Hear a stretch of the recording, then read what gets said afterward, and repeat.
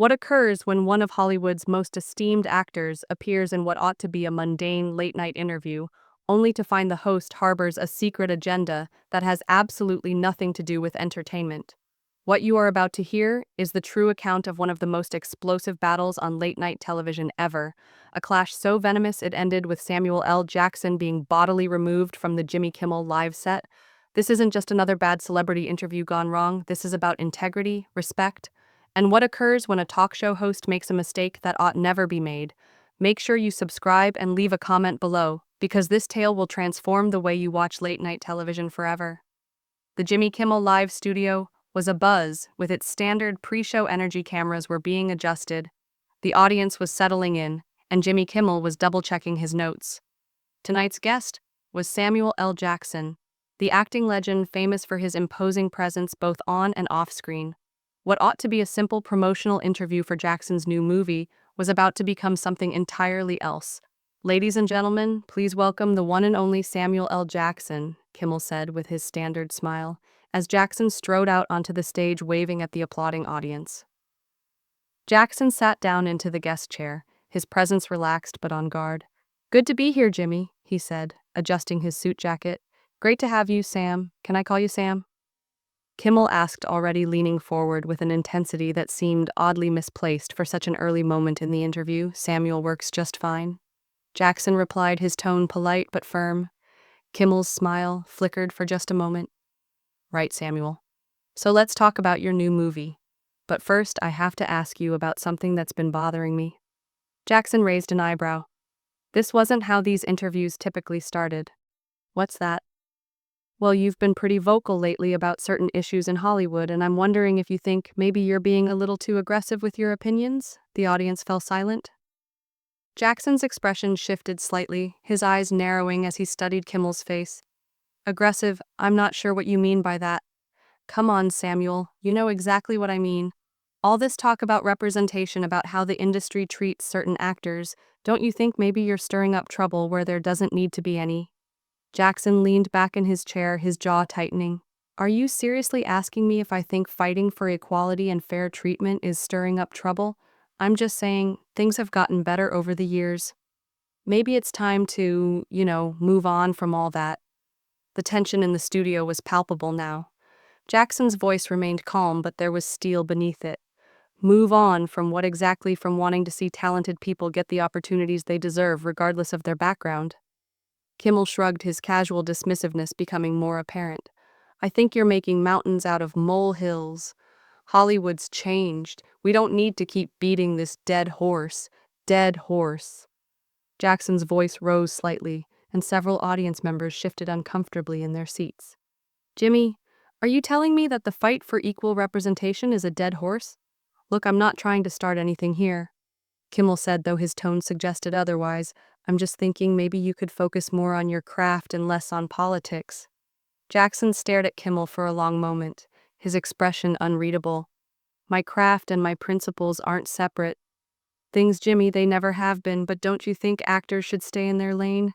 Entertain people, not lecture them?" The question hung in the air like a challenge. Jackson's hands gripped the arms of his chair. "Stay in my lane? Let me ask you something, Jimmy. When you make jokes about politicians every night, are you staying in your lane?" Kimmel's confidence wavered slightly. "That's different. That's comedy." "No, that's not different at all. That's you using your platform to express your views. Just like I use mine. The only difference is you seem to think your views matter more than mine." "I never said." Kimmel protested, but his defensive tone betrayed him. "You didn't have to say it. You implied it the moment you suggested I should keep my mouth shut about issues that affect people who look like me." The studio had gone completely quiet. Even the crew members were watching with rapt attention. As the interview spiraled into uncharted territory, Kimmel tried to regain control. "Samuel, I think you're misunderstanding what I'm trying to say here. Am I? Because it sounds to me like you brought me on this show not to talk about my work, but to try to shut me up about the things I care about. That's not... I mean, that wasn't my intention," Kimmel stammered, his smooth talk show host persona cracking under Jackson's unflinching gaze. "Then what was your intention, Jimmy? Because this sure doesn't feel like a typical promotional interview." Kimmel glanced toward his producers offstage looking for guidance but found none. He was on his own, and Jackson wasn't going to let him off the hook. "You want to know what my intention was?" Kimmel said, his voice taking on a sharper edge as he abandoned any pretense of friendliness. "I intended to have an honest conversation with you about how you've been conducting yourself lately." Jackson's eyebrows shot up. "How I've been conducting myself, Jimmy? Who do you think you are to judge how I conduct myself? I'm someone who's been in this business long enough to know when someone's crossing lines." Kimmel shot back his mask, finally slipping completely. "And you've been crossing a lot of lines lately." The room was completely silent, now feeling like they were seeing something much more than a standard interview. Jackson leaned forward, his voice falling to that risky, soft tone that anyone familiar with his work would know as a warning. "What lines have I crossed, Jim? Be specific." Kimmel straightened in his chair, apparently thinking he had regained some control. "Well, for starters, that speech you gave at the awards ceremony last month. You basically called out half of Hollywood. I called out an industry that still has work to do. That's not crossing a line, that's telling the truth. But you made a lot of people uncomfortable." Kimmel insisted. Jackson's laugh was cold. "Good people should be uncomfortable when they're part of the problem." "See, that's exactly what I'm talking about," Kimmel said, pointing at Jackson. "That attitude right there, you act like you're some kind of moral authority. I act like someone who's been in this business for decades and has earned the right to speak his mind," Jackson replied, his voice growing more intense. "Something you apparently have a problem with." Kimmel shook his head. "I don't have a problem with you speaking your mind. I have a problem with you attacking people who are trying to help attacking people." "Jimmy, when have I ever attacked anyone who is genuinely trying to help? You know what I mean, you criticize directors, producers, executives who are making an effort." Jackson's expression hardened. "Making an effort. Jimmy, do you know what making an effort looks like to me? It looks like actually hiring people, not just talking about hiring them. It looks like giving opportunities, not just giving lip service, but you can't expect everything to change overnight," Kimmel argued. "Overnight?" Jackson's voice rose again. "Jimmy, I've been in this business for over 30 years. How long do you think we should wait for basic fairness?" Kimmel was starting to look flustered, sweat beading on his forehead under the studio lights. "I'm just saying, maybe you could be more diplomatic about it." "Diplomatic?" Jackson repeated the word, like it tasted bitter. "You mean quiet? You mean compliant? You mean I should smile and nod and be grateful for scraps?" "That's not what I said. It's exactly what you said. You just don't have the courage to say it."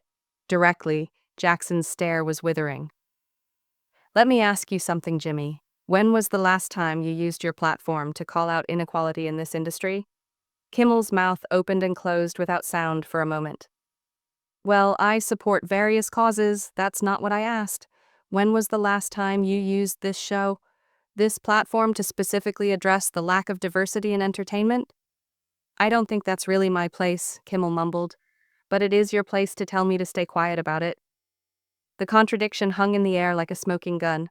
Several audience members were now murmuring among themselves, clearly uncomfortable with what they were witnessing. Kimmel tried a different approach. "Look, Samuel, I brought you on here because I thought we could have a real conversation about this stuff." Man to man, man to man." Jackson's voice was dangerously quiet again. "Jimmy Manto Man, you ambushed me. You brought me on here under the pretense of promoting my film, and instead you're trying to dress me down like I'm some kind of troublemaker who needs to be put in his place. I never said you were a troublemaker. You didn't have to. Your whole attitude tonight has been condescending from the moment I sat down. You started by asking if you could call me Sam when I told you Samuel. Then you immediately launched into questioning my character and my right to speak up about issues I care about." Kimmel was visibly rattled, now his composure completely gone. "I think you're being oversensitive here." The words were barely out of his mouth before Jackson's hand slammed down on the arm of his chair. The sharp crack echoed through the studio. Oversensitive. Jackson's voice was like thunder. "Now, did you just call me oversensitive for objecting to your disrespect?" "I didn't mean." Kimmel started to backpedal, but Jackson cut him off. "No, you meant exactly what you said. You think I'm being oversensitive. Because I won't sit here and let you lecture me about how I should conduct myself. You think I should just shut up and be grateful to be here, Samuel? Please, let's just take it down a notch, Kimmel pleaded, looking toward his producers again. Don't you dare tell me to take it down a notch, Jackson said, standing up from his chair. You started this. Jimmy, you brought me on here to try to humiliate me, and now you want me to calm down because it's not going the way you planned. The studio was electric with tension. Audience members were looking around at each other, unsure whether they should be watching or looking away. Production assistants were whispering frantically into their headsets. I never tried to humiliate you, Kimmel said weakly. Jackson looked down at him with contempt. Then what would you call this whole setup? What would you call bringing a guest on your show and immediately attacking their integrity and their right to speak up about injustice? Kimmel's face had paled beneath the studio lights, his customary cockiness replaced by clear panic as Jackson loomed over him waiting for a response that would never occur. The silence dragged on for what seemed like forever, before Jackson shook his head in disdain. You can't say that? You can't say that question? Can you, Jimmy? Because, you know precisely what this is. This is you trying to put me in my place, trying to shut up someone whose voice makes you uncomfortable in your cozy little world, where you get to determine who gets to speak and who doesn't? That's not true. Kimmel protested half-heartedly, his voice all but inaudible, isn't it? Jackson's voice thundered through the studio. Then tell me why you didn't ask me a single question about my film. Tell me why the very first thing out of your mouth concerned my so-called aggressive opinions. Tell me why you think you have a right to tell a grown man, a successful actor with decades of experience, that he should keep in his lane. Kimmel's mouth opened, but nothing emerged. The camera operators continued to shoot, capturing every instant of his humiliation as Jackson continued his verbal salvo. You know what the real issue is here, Jimmy? The real issue is you're okay with the way things are. You're okay in a world in which people like me are supposed to be thankful for whatever breaks we receive. And we're supposed to shut up about the ones that don't. You're okay with inequality, provided it doesn't personally inconvenience you. I've never said anything remotely like that, Kimmel managed to croak out. You don't have to say it. Your actions speak louder than your words could ever possibly do. You brought me onto this program tonight, not as one respected colleague, not as an accomplished actor, but as one whom you could lecture and belittle. You thought you could embarrass me in front of your audience, and I'd just sit there and take it. Jackson began pacing, now his energy filling the entire studio, as every person present hung on his every word. The audience was completely captivated, witnessing something they'd never seen before on late-night television. Let me tell you something about respect. Jimmy, respect isn't something you can fake. It's not something you can pretend to have when the cameras are rolling and then abandon when you think nobody's watching. Real respect means treating people as equals, not as problems to be solved or voices to be silenced. Kimmel tried to interrupt Samuel. I do respect you. I've always respected your work. My work. Jackson spun around to face him directly. You respect my work, but not my right to have opinions about my industry.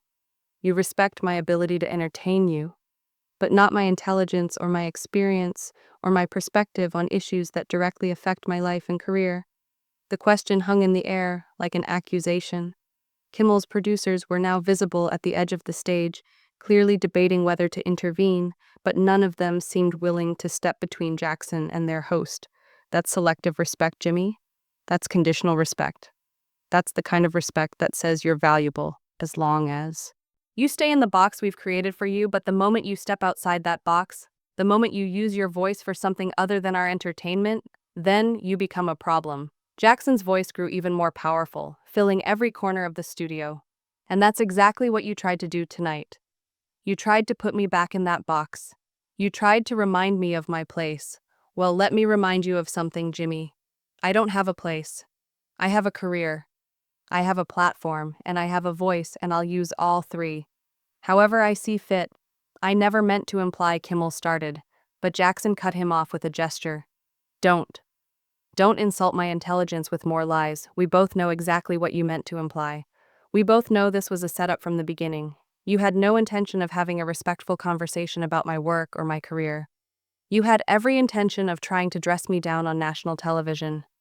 The audience was completely silent now, some people looking uncomfortable, others leaning forward in fascination.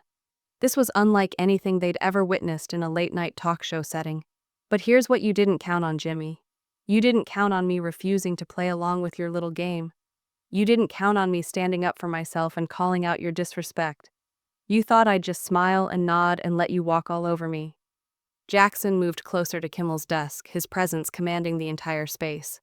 You know what's really pathetic about this whole situation? You could have had a genuine conversation with me tonight. You could have asked thoughtful questions about my career, about the projects I'm passionate about the changes I've seen in the industry over the years. You could have engaged with me as an equal, as a professional, as someone whose experience and perspective might actually be valuable to your audience. Instead, you chose to be small. You chose to be petty. You chose to use your platform, not to elevate the conversation, but to try to diminish someone you apparently see as a threat to your worldview. Kimmel's hands were shaking now as he gripped his note cards. Samuel, please, can we just pretend this didn't happen? Can we just move on? Like you didn't just spend the last 20 minutes trying to humiliate me? Can we just go back to you asking me softball questions about my movies while we both pretend you respect me? Jackson's laugh was bitter. No, Jimmy, we can't just do anything. You made your choice when you decided to ambush me tonight. You made your choice when you decided my voice was too loud, my opinions too strong, my presence too threatening to your comfortable little world. I made a mistake, Kimmel said desperately. I can admit that I made a mistake. Oh, you made more than a mistake, Jimmy. You made a calculated decision to try to silence someone whose voice you don't like. The only mistake you made was underestimating who you were dealing with. Jackson straightened his jacket and looked directly into the main camera to everyone watching at home. Let me be clear about something. This is what happens when you speak up about inequality. This is what happens when you refuse to stay quiet about injustice. This is what happens when you use your platform to fight for people who don't have one. He turned back to Kimmel, who was now visibly sweating. People like Jimmy here will try to shame you into silence. They'll try to make you feel like you're being too aggressive, too political, too difficult. They'll try to convince you that things are fine the way they are, that you should be grateful for what you have and stop asking for what you deserve. But here's what they don't understand. Equality isn't a favor that's granted by people in power. Justice isn't something you ask politely for and hope someone gives you out of the goodness of their heart. These things are rights, and rights are something you fight for, not something you beg for. The studio was electric with tension. Jackson's words were resonating not just with the audience but with everyone present, from the crew members to the producers, who were still debating what to do. And when you do fight for those rights, when you do speak up for yourself and others, there will always be people like Jimmy who try to shut you down. They'll try to make you feel like you're the problem, like you're being unreasonable, like you should just accept the way things are and stop making waves. Jackson's voice rose to its full power. But I've got news for people like Jimmy. I've been making waves my entire career, and I'm not about to stop. Now I've been speaking up for what's right for decades, and I'm not about to let some talk show host intimidate me into silence. He looked directly at Kimmel again. You thought you could bring me on here and make an example out of me? You thought you could show your audience and your industry colleagues that even Samuel L. Jackson could be put in his place if you just applied the right pressure? Well, you were wrong, Jimmy. Dead wrong. The only example being made here tonight is you showing everyone exactly who you really are beneath that friendly late-night host persona. You're showing everyone that your respect is conditional, that your tolerance has limits, and that your comfort is more important to you than other people's dignity. At this point, several security personnel had appeared at the edges of the stage, clearly summoned by the increasingly frantic producers. Jackson noticed them and smiled grimly. And there it is. The final piece of the puzzle. When you can't win the argument, when you can't justify your behavior, when you can't defend your actions, you call security. You try to remove the problem instead of addressing it. He looked around at the security guards. Gentlemen, I understand you're just doing your jobs, but let me be clear about something. I'm not a threat to anyone here. I'm not violent. I'm not dangerous. I'm just a man who refuses to be disrespected on national television. Turning back to Kimmel one final time, Jackson delivered his final words with devastating precision. Jimmy, this has been educational. You've taught me something important tonight. You've taught me that there are still people in this industry who think they can treat accomplished professionals like children who need to be scolded. You've taught me that there are still people who think having a platform gives them the right to silence others. But most importantly, you've taught everyone watching that when someone stands up to that kind of treatment, when someone refuses to back down in the face of disrespect, there are consequences. And sometimes those consequences involve showing the whole world exactly who you really are. Jackson began walking toward the exit, the security guards flanking him but not touching him clearly. Recognizing that he was leaving voluntarily as he reached the edge of the stage, he turned back one final time to everyone out there watching. This remember tonight. Remember what it looks like when someone tries to silence a voice they don't want to hear. Remember what it looks like when someone stands up to that silencing. And remember that your voice matters too, no matter who tries to tell you it doesn't. With that, Samuel L. Jackson walked off the Jimmy Kimmel live stage, leaving behind a stunned audience, a humiliated host, and a moment that would be talked about for years to come. The cameras kept rolling as Kimmel sat in his chair, speechless, his face red with embarrassment, unable to find any words to salvage what had just happened. The silence in the studio was deafening. No one knew what to say, what to do, or how to process what they had just witnessed. Jimmy Kimmel, the man who made a living with words, had been rendered completely mute by the power of Samuel L. Jackson's truth. What did you think of this incredible confrontation? Have you ever seen a guest completely dismantle a host like this before? Drop your thoughts in the comments below and make sure to subscribe for more stories that show what really happens when the cameras are rolling and the gloves come off in Hollywood wood.